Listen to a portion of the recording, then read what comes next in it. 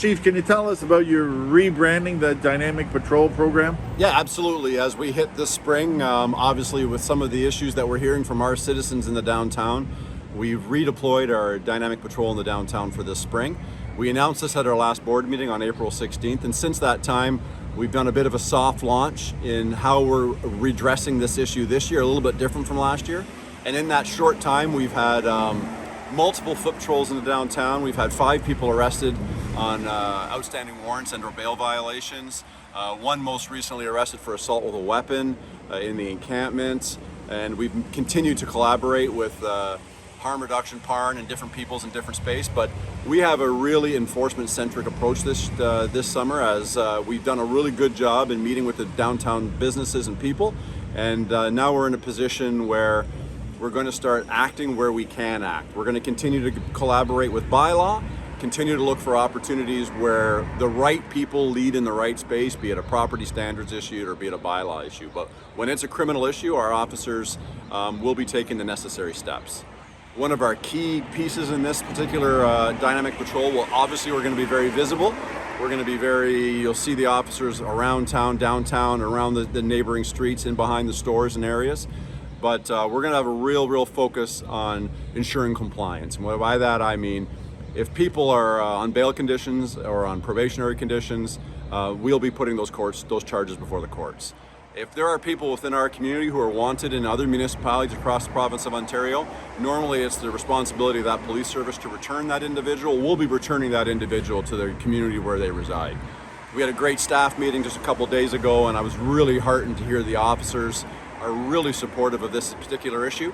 We know we have a group of people here in our community who are struggling with poverty and struggling with addictions and struggling with mental health, and we're here to support them. But the high frequency people in our community that are creating calls for service for our team each and every day, we're going to be taking the necessary actions to move them forward, whatever that looks like, be it the criminal courts or be it into some sort of care.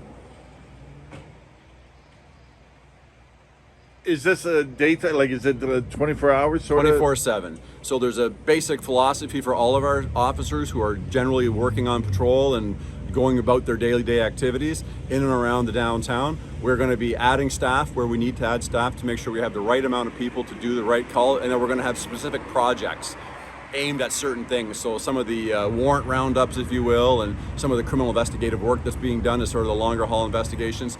It's an entire service approach. There is nobody who's not a part of this team. Our auxiliaries will be doing some of the high visibility patrols. Our specials will be continually to meeting with residents, continue to meeting with businesses to make sure our night directives are up to date. Our HARP and MHART are going to continue to work with those people in our community who need their assistance. And it's been really grateful that I've had great support from PARN, from other harm reduction strategy. Most recently, Jordan Stevenson is a real interested party who wants to come in and participate in his lane. So that allows us to really focus on our lane, and our lane being what the community is asking for is increased enforcement. One of the things too is, it's a small town, more or less, and things like that.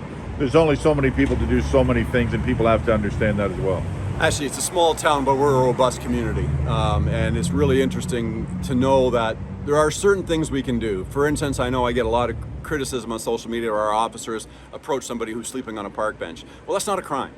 And what we are encouraging our officers to do to stop, to make sure whoever that is has the necessary whatever they need to be successful. But sitting on a park bench isn't a crime.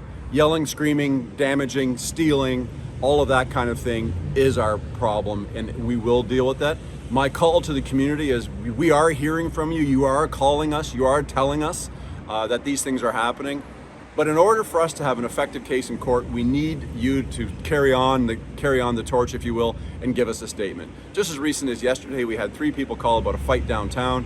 The necessary evidence that we needed for that particular event was someone to say that they witnessed this and provide a statement and potentially go to court.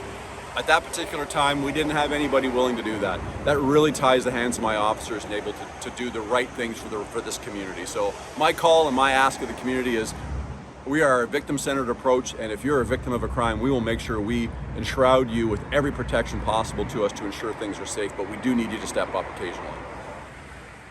One thing that people are always concerned about with this new approach, or not new, but updated approach. What about drug charges? Yeah, you know what? Our criminal investigative team continues to do great work. When we find those people who are bringing in a significant amount of drugs to prey on our vulnerable people in our community, and we're going to continue to do that. The issue you and I can debate publicly or social media or wherever we debate it is on that simple possession issue. In the directive that we guide our principals on, there is a lane for us where the community standards are expecting our officers to do different things.